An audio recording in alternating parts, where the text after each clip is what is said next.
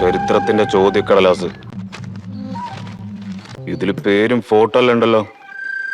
ചാർമിനാർ പണിത വർഷം കഴിഞ്ഞ വർഷം കുത്തബ് മിനാർ നിർമ്മിച്ചത് ആര്? ചിരിക്കണമോ കരയണമോ എന്നറിയില്ല.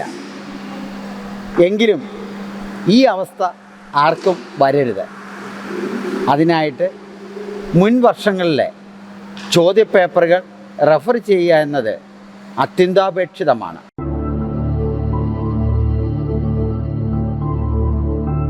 ഇവിടെ മുൻ വർഷങ്ങളിലെ ചോദ്യപേപ്പറുകൾ എന്നതിലുപരി ഞാൻ പ്രാധാന്യം കൊടുത്തു പറയാൻ ആഗ്രഹിക്കുന്നത് വിവിധ സ്കൂളുകൾ നടത്തിയ മോഡൽ എക്സാമിൻ്റെ ചോദ്യപേപ്പറുകളും CBSE ബോർഡ് സാമ്പിളായി നൽകിയിരിക്കുന്ന ചോദ്യപേപ്പറുകളും റെഫർ ചെയ്യുക എന്നതാണ്. ഇത്തരത്തിലുള്ള ചോദ്യപേപ്പറുകൾ ഭവനത്തിൽ തന്നെ ഒരു പരീക്ഷാ സാഹചര്യം സൃഷ്ടിച്ചുകൊണ്ട് ആത്മാർത്ഥമായി ഉത്തരം എഴുതുക.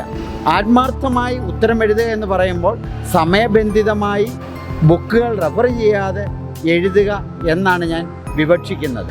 ഉത്തരങ്ങൾ എഴുതിയ ശേഷം അധ്യാപകരുടെ സഹായത്തോടുകൂടി ആ ഉത്തരങ്ങൾ പരിശോധിക്കുന്നതും ഉത്തമമായിരിക്കും. ഇനി നമുക്ക് മുൻ വർഷങ്ങളിലെ ചോദ്യപേപ്പറുകളിലേക്ക് വരാം.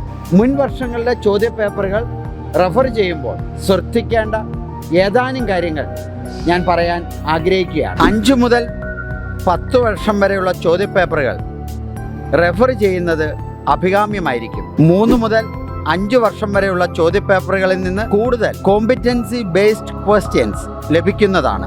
ലോങ് ആൻസേഴ്സ് ടൈപ്പ് ചോദ്യങ്ങൾക്ക് വേണ്ടി 10 വർഷം വരെയുള്ള ചോദ്യപേപ്പറുകൾ പ്രയോജനപ്പെടുത്താവുന്നതാണ്. CBSE ബോർഡ് നൽകുന്ന മാർക്കിംഗ് സ്കീം അഥവാ വാല്യൂ പോയിന്റ്സ് പഠിക്കുന്ന അവസരത്തിൽ ഉപയോഗിക്കുക. ഈ വർഷം ഒഴിവാക്കപ്പെട്ട പാഠഭാഗങ്ങളിൽ നിന്നുള്ള ചോദ്യങ്ങൾ ഉപേക്ഷിക്കുവാൻ ശ്രദ്ധിക്കണം. മുൻ വർഷങ്ങളിൽ ആവർത്തിച്ച് ചോദിച്ചിരിക്കുന്ന ഭാഗങ്ങൾ നന്നായി പഠിക്കുക. എക്സാം പാറ്റേണിലുള്ള വ്യത്യാസം മനസ്സിലാക്കണം. പ്രത്യേകമായി സയൻസ്, സോഷ്യൽ സയൻസ് വിഷയങ്ങളിൽ വന്നിട്ടുള്ള മാറ്റങ്ങൾ.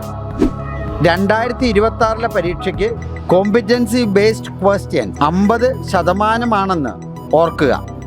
ചോദ്യപേപ്പറുകൾക്ക് ഉത്തരം എഴുതി പഠിച്ചാൽ ആത്മവിശ്വാസം വർദ്ധിക്കുവാനും പരീക്ഷാ സമയത്ത് കൃത്യമായി ചോദ്യങ്ങൾ ഗ്രഹിക്കുവാനും അതിന് ഉത്തരം എഴുതുവാനും സഹായിക്കും.